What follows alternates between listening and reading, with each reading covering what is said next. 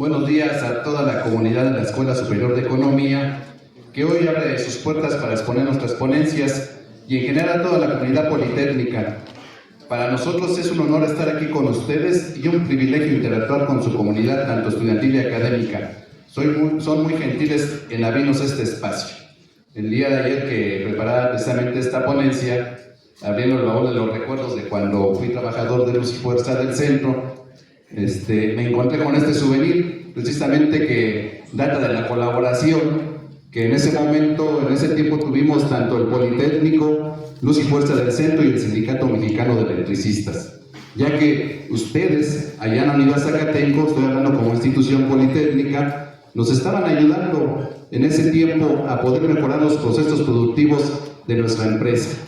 Se había en un momento dado por parte de la administración implantar el modelo empresarial de Unión Fenosa en España. Sin embargo, los trabajadores electricistas sabiamente decidimos que fuera a través del Politécnico quien llevara este proceso de modernización, que quedó inconcluso porque ustedes saben que nuestra empresa fue ilegalmente liquidada y extinta en el 2009. Pero queremos agradecerles nuevamente que nos abran este espacio. La verdad que lo hacemos con mucho cariño ante todos ustedes, y agradecer aquí también al maestro Manuel Francisco Ortega, que es el director de la Escuela Superior de Economía, al maestro Arturo Jaramillo y al maestro Álvaro Mendoza, ya que sin ellos no hubiera sido posible la realización de este evento. Para ellos todo nuestro respeto y gratitud. Entrando en materia de lo que nos trae aquí el tema de la importancia del sector eléctrico en la economía nacional, yo agregaría que también para el desarrollo social del país. Y tenemos que remontarnos a la época del Porfiriato para entender la importancia del sector en nuestra economía. Uno de los impulsos más importantes fue con la llegada de Porfirio Díaz a la presidencia en 1876, fue la creación de plantas generadoras de energía, mismas que proporcionarían iluminación artificial a las mineras y posteriormente a las calles y residencias. Fue en León, Guanajuato, en una fábrica textil, donde se instaló el primer generador termoeléctrico que dio inicio a la historia eléctrica de nuestro país. Fue así como en este régimen se otorgó al sector eléctrico el carácter de servicio público el 11 de diciembre de 1881, en donde por primera vez en la historia se iluminarían las calles de la Ciudad de México. La firma encargada de la histórica labor de instalar el alumbrado público en las calles de la Ciudad de México fue la Compañía Mexicana de Gas y Luz Eléctrica. En la Plaza de la Constitución colocó 50 lámparas eléctricas, mientras que en la Alameda Central se instalaron 100, más 2,000 faroles de gas y 500 de aceite para barrios alejados del centro de la ciudad. En 1894, la empresa Siemens ganó la licitación y se inició con el cambio de lámparas de gas por eléctricas. A partir de este momento, se fue extendiendo la red de mercados urbanos y comerciales y se creó la Compañía de Luz y Fuerza. La mayoría de las compañías que producían electricidad eran de origen mexicano. La mayor parte de ellas estaban en la parte central del país. Se inicia la concesión del servicio eléctrico. En 1903, Porfirio Díaz le otorga a The Mexican Lion Power Company la concesión para la construcción del sistema hidroeléctrico Necaxa, explotando y aprovechando las caídas de los ríos Tenango, Necaxa y Jaltepuzca, primer gran proyecto de energía hidroeléctrica del país y de América Latina.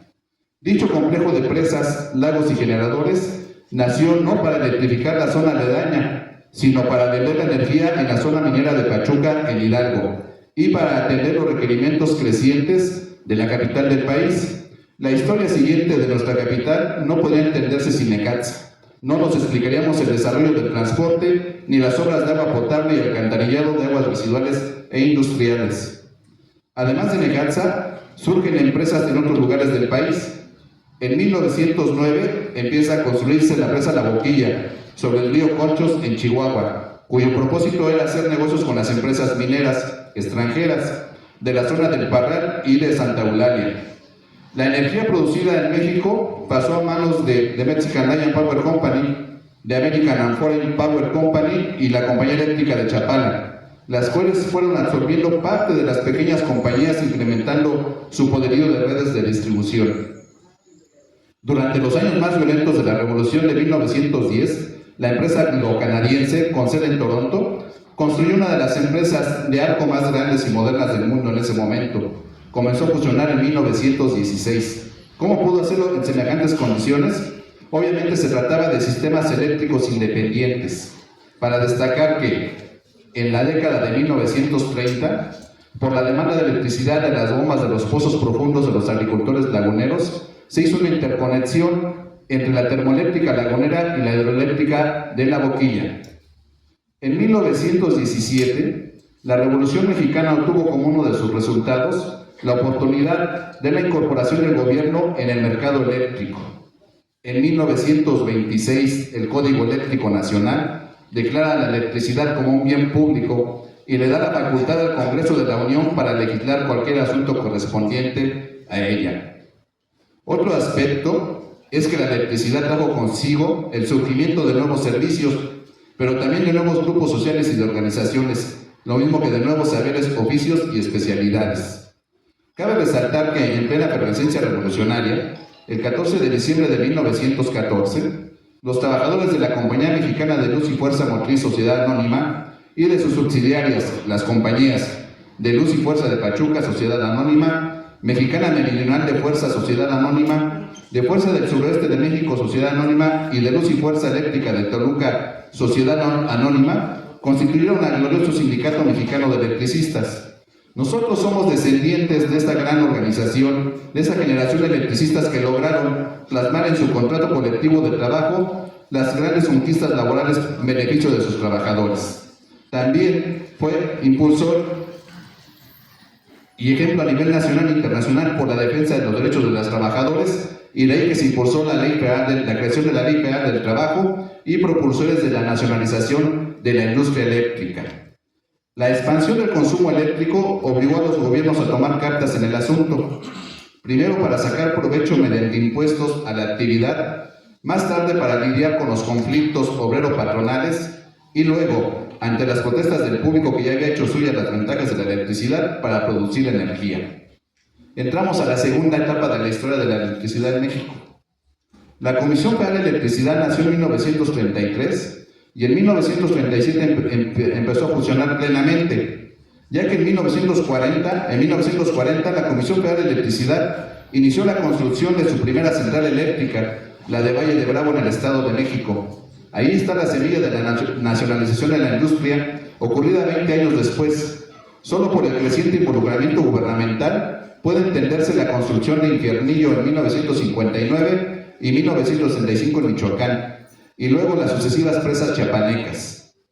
El 14 de agosto de 1937 nace la Comisión Federal de Electricidad con el objetivo de organizar y dirigir un sistema nacional de generación, transmisión y distribución de energía eléctrica.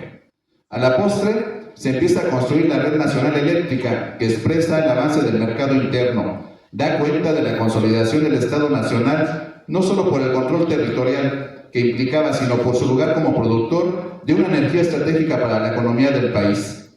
No fue tarea fácil, eran frecuentes las quejas de productores y de vecindarios por la falta de electricidad. El hecho más destacado se da en 1960 en esta etapa, año en que se nacionaliza la industria eléctrica por iniciativa del presidente licenciado Adolfo López Mateos. Para llevar a cabo este proceso, las empresas privadas se vieron forzadas a vender sus activos a la empresa paraestatal Comisión Federal de Electricidad. Aquí se construiría el modelo conocido como de integración vertical o monopolio estatal, que en palabras sencillas significa que una sola empresa es la que controla todos los eslabones de la cadena de valor, que en ese momento eran la generación, la transmisión y la distribución de energía eléctrica. La Comisión Federal de Electricidad adquiere las pequeñas compañías eléctricas. El 54% de la capacidad instalada en el país correspondía a Comisión Federal de Electricidad. Este incremento se debió a que en ese año adquirió el 100% de la compañía Mexican Light y el 95% de la compañía denominada La Impulsora. En agosto de 1963, la Compañía de Luz y Fuerza del Centro Sociedad Anónima adquirió la totalidad de los bienes y derechos que integraban el patrimonio de la Compañía de Luz y Fuerza Motriz Sociedad Anónima en ejecución del acuerdo presidencial.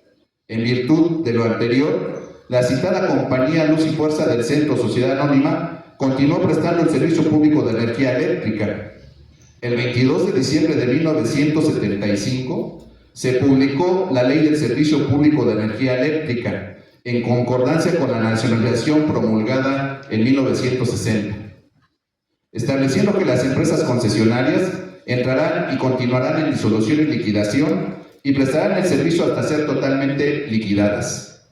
El 27 de diciembre de 1989 se reformó el artículo 4 transitorio de la Ley del Servicio Público de Energía Eléctrica, previendo al Ejecutivo Federal la constitución de un organismo descentralizado que tendrá a su cargo la prestación del servicio que han venido prestando las empresas de liquidación, Compañía Luz y Fuerza del Centro, Sociedad Anónima y sus subsidiarias. Tercera etapa. El 23 de diciembre de 1992 se reforma la Ley del Servicio Público de Energía Eléctrica y se abre nuevamente la participación al capital privado a través de las figuras de autoabastecimiento, cogeneración o pequeña producción, la venta de energía eléctrica de productores independientes para su venta a la Comisión Federal de Electricidad, la generación eléctrica para su exportación, la importación de energía eléctrica para autoabastecimiento y la destinada para usos de emergencia derivadas de interrupciones, los famosos apagones. El 9 de febrero de 1994 se crea el organismo descentralizado Luz y Fuerza del Centro, que nace con personalidad jurídica y patrimonio propio y con sede en la Ciudad de México, operando en la zona central del país. Después de la crisis petrolera y sumados a la crisis de 1994, el Banco Mundial impone condiciones para que las empresas del gobierno tengan mayores candados en la adquisición de deuda. De esta manera, entrampan a la Comisión Federal de Electricidad al ya no tener capacidad de crédito necesario para satisfacer la demanda creciente del servicio eléctrico. Por tal motivo, la Comisión Federal de Electricidad ya no contaba con créditos necesarios. El mercado eléctrico nacional se abre a la iniciativa privada bajo el esquema de productor independiente de energía, favoreciendo al sector industrial. Las plantas de los productores independientes de energía siguieron creciendo hasta producir más del 40% de la energía eléctrica nacional. Siguió avanzando la privatización. Al inicio de la década de los 2000, la industria eléctrica mexicana estaba compuesta por 12 empresas públicas que proporcionaban el servicio público de energía eléctrica y que construían el Sistema Eléctrico Nacional, Comisión Federal de Electricidad y Luz y Fuerza del Centro, siendo esta última extinta por decreto ilegal presidencial en el año 2009. Entramos a la cuarta y última etapa, que es la que estamos viviendo actualmente, y se da a partir de la reforma energética del presidente Peña Nieto del 2013, donde se crea el mercado eléctrico mayorista y el mercado spot de electricidad. En la cadena de valor antes de la reforma, la CFE se encargaba de la generación, la cual podía ser construida con recursos propios o con inversión privada. Pero el único comprador de esa energía era la CFE, quien era responsable de la construcción y mantenimiento de la Red Nacional de Transmisión y de las redes generales de distribución para llevar y suministrar energía eléctrica a todos los consumidores del país. Después de la reforma, la generación eléctrica se abre por completo para que la iniciativa privada pueda participar directamente, al igual que en el suministro eléctrico, figura que nace en esta etapa, y quienes cumplan con los requerimientos que pide la Comisión Reguladora de Energía pueden ser ahora compradores directos de la energía sin intermediación. Actualmente seguimos en el desarrollo de esta cuarta etapa con un mercado eléctrico en funcionamiento y con la CFE manteniendo dentro de la transmisión y la distribución de energía eléctrica como el único de los servicios que se considera actualmente como servicio público de energía eléctrica. La reforma de Peña Nieto en 2013 ya le da la libertad a las empresas de poder comprar entre particulares. Anteriormente, si ustedes se dan cuenta en la exposición que hemos dado, la nacionalización de la industria eléctrica se promulgó en 1960. Sin embargo, no se logró en ese momento llevar a cabo por completo la nacionalización, porque si nos damos cuenta, todavía había compañías por liquidar hasta el 1989, que se decreta por el presidente en aquel entonces, de que tenía que constituirse un organismo en la zona central del país. Pero antes de que se consumara ya completamente la nacionalización, que pasó todo ese tiempo de 1960 hasta el 89, compañeros, ya cuando se da por creada la empresa Luz y Fuerza del Centro, ya se había modificado la Ley del Servicio Público de Energía Eléctrica con las figuras que ya les había mencionado anteriormente de cogeneración y autoabastecimiento. Pero ¿saben qué pasó en ese tiempo? Que abusaron las empresas, porque se hicieron consorcios donde se hicieron socios varias empresas y ya se vendían energía entre ellos mismos, es decir, hicieron pequeñas CFEs, pequeñas Luz y Fuerzas del Centro, y nos comenzaron a quitar las cuentas especiales, lo que son clientes calificados para CFE. Como un ejemplo, cuando estaba Luz y Fuerza en operación, lo que eran cuentas especiales era la facturación que para Luz y Fuerza representaba el 80% de su facturación. El 20% aproximadamente era el servicio básico, el suministro básico, por decir, los consumidores domésticos, compañeros. Y entonces ya nace Luz y Fuerza con esa desventaja, con ese candado, y a Comisión Federal la empiezan a debilitar porque ya sus clientes especiales ya los tenían la iniciativa privada. Estaban actuando ilegalmente a través de una ley secundaria, contraviniendo lo que disponía la Constitución en su artículo 25, 27 y 28 constitucional, que decía que los recursos naturales se tenían que aprovechar para la generación, distribución, transmisión y comercialización de energía eléctrica, y que únicamente le correspondía al Estado. ¿Quién les estorbaba para la reforma eléctrica de 2013, compañeros? Les estorbaba Luz y Fuerza del Centro y principalmente el Sindicato Mexicano de Electricistas. Y es por eso que nos dan ese golpe brutal en el 2009, porque sabían que dándonos ese golpe quedaba el camino libre para que pudiera emerger esa reforma eléctrica a favor del capital privado. Y decimos, no estamos en contra de que los privados traigan nuevas tecnologías, pero consideramos que la rectoría de la industria eléctrica, así como de la industria petrolera, debe estar bajo el régimen del Estado. Y es por eso que nosotros hoy estamos aquí aprovechando que nos den esta participación, porque a pesar de que actualmente se considera la parte de las redes de transmisión y redes de distribución como servicio público, se viene realizando a través del contratismo, como ya lo denunció mi compañero Ricardo Arenas. ¿Y qué ha dado la postre con este servicio, compañeros? Anteriormente, Luz y Fuerza del Centro, en su última gestoría, tuvo un presupuesto de parte del gobierno federal de 28,000 millones de pesos, que sin embargo no se ejercía por completo, siempre había su ejercicio y se regresaba una parte de ese dinero a la tesorería de la federación, porque nosotros precisamente habíamos implantado sistemas de recuperación, programas de recuperación de pérdidas técnicas y no técnicas, y no era necesario ejercer todo el presupuesto. Sin embargo, después de la extinción de Luz y Fuerza del Centro, han pasado aproximadamente más de 9,000 empresas contratistas encargadas de dar el servicio en la zona que teníamos nosotros. ¿Y saben cuánto es el presupuesto que se viene gastando anualmente? Más de 200,000 millones de pesos. Y entonces nosotros decimos y nos preguntamos, ¿realmente era verdadero el argumento en aquel entonces de Felipe Calderón de decir que éramos un lastre para la economía del país?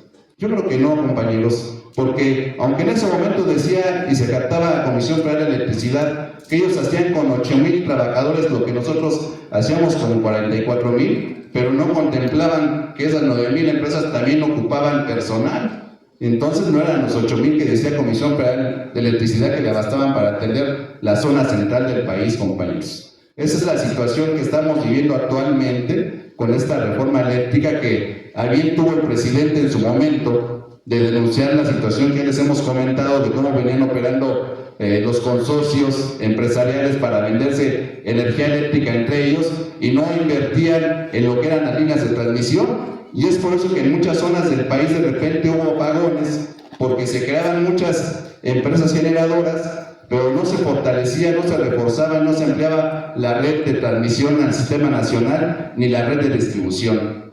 Yo veo ahora con preocupación que actualmente el proceso electoral que estamos viviendo en el país no he escuchado actualmente por ninguno de las dos candidatas y uno de los candidatos el que tengan un programa, un proyecto eléctrico a nivel nacional para los años futuros. Sí se habla de establecer nuevas plantas de generación, se habla de las plantas intermitentes, que son las que son a través de fuentes renovables, que son ecológicas, pero no se habla de la red de transmisión, que es donde menos se ha invertido, compañeros. Necesitamos en el país fortalecer la red de transmisión, porque si no va a colapsar con tantas generadoras que ya hay en este momento. Y hay necesidad de establecer más plantas de generación. porque vemos que ahí, ahora con lo del nearshoring, compañeros, viene ya la